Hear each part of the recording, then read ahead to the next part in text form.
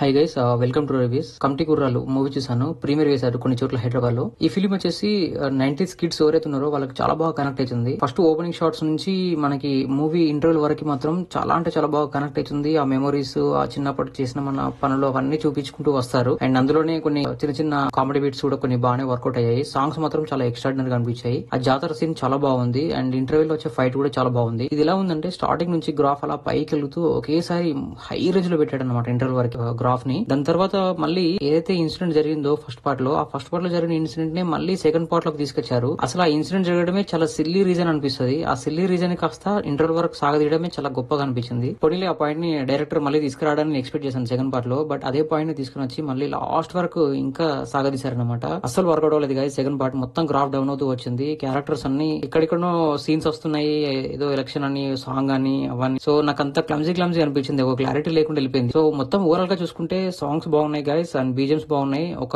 ఇద్దరు నటన బాగుంది. అండ్ దాని తర్వాత వచ్చేసి పెద్దగా అయితే ఆకట్టుకునే సీన్స్ అయితే ఏం అనిపించలేదు సెకండ్ పార్ట్ లో. నాకైతే మొత్తానికి అయితే వర్కౌట్ అవ్వలేదు గైస్. ఒకవేళ మీరు వెళ్ళి చూసారంటే మాత్రం మీ ఇష్టం. సో ఇది గైస్ మన రివ్యూ. ఒకసారి మన ఛానల్ కంటెంట్ గమనించండి. నచ్చితే మన ఛానల్ సబ్స్క్రైబ్ చేసుకోండి. And thank you so much for watching my channel. Thank you, by by.